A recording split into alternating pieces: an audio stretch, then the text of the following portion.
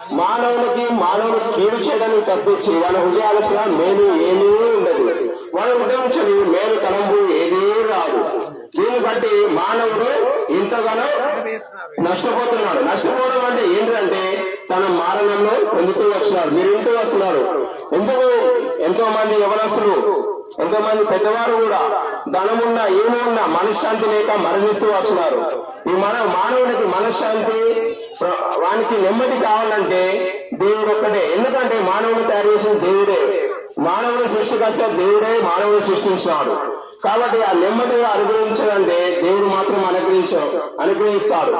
కానీ నానా విధముగా పూర్వకాలం మంది కూడా దేవుడు అనేక విధంగా ప్రత్యక్షమైతే వచ్చినాడు. కానీ మానవుడు తెలుసుకోలేకపోయాడు. ఆ విధం చేత దేవాది దేవుడే నిన్ను నన్ను ప్రేమించి తన కుమారుని లోకానికి అనుగ్రహిస్తూ వచ్చినాడు.